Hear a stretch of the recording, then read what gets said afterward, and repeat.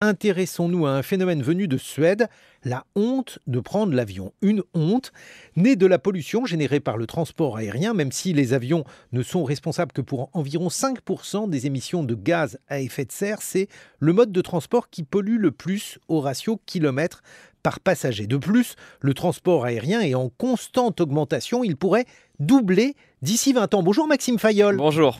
Vous avez constaté que de nombreuses personnes essayent de limiter leur recours à l'avion, mais difficile pour chacun d'arrêter complètement. Et oui, pour ceux qui utilisent l'avion pour aller visiter de la famille, par exemple, il n'est pas simple de renoncer à ce qui est pour eux une nécessité.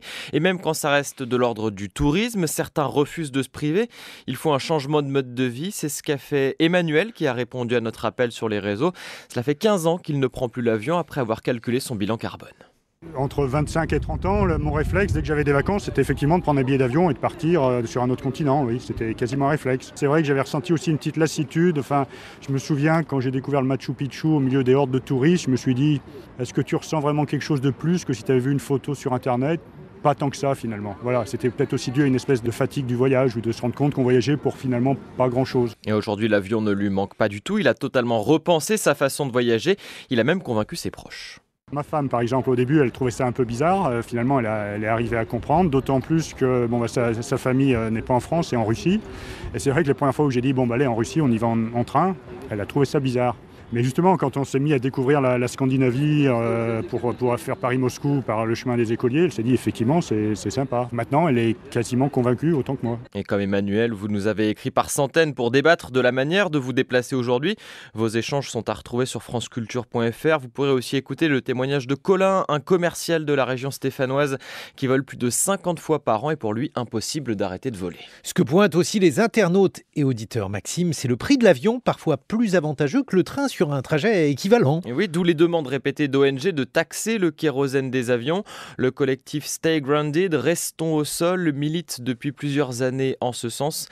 Éric Lombard est le coordinateur en France du collectif. Si l'avion est pas cher, c'est parce qu'il ne supporte pratiquement aucune taxe. Il n'est pas soumis à la TICPE, la taxe sur les carburants, à laquelle sont soumis les voitures, le gasoil, l'essence. Tout ça, ça remonte à la fin de la guerre de 40, où l'industrie aérienne militaire avait besoin de se reconvertir. Le contexte a complètement changé. Maintenant, c'est plus la guerre de 40. Maintenant, c'est la guerre climatique, c'est la crise climatique. Et il faut complètement changer d'optique. Maintenant, il faut au contraire ne plus voler. Si on veut maintenir le climat de la planète dans les limites, on est obligé de passer par des mesures comme celle-ci. L'Assemblée nationale a récemment voté contre l'augmentation des taxes en France sur le kérosène, au grand soulagement de Benjamin Smith, le directeur général d'Air France KLM, qui s'exprimait en janvier devant les députés. Une éventuelle décision de taxation du kérosène pour les vols domestiques porterait directement atteinte à l'objectif de restaurer une compétitivité de transport aérien français.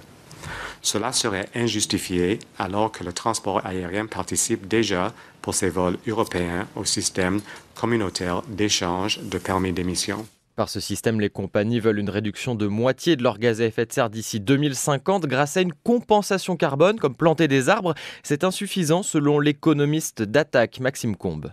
La compensation carbone, c'est à un moment T, en 2019, vous dites je relâche d'un coup beaucoup d'émissions de gaz à effet de serre en prenant l'avion et je vais planter un arbre qui va capter ce même carbone, mais sur 10, 20 ou 30 ans.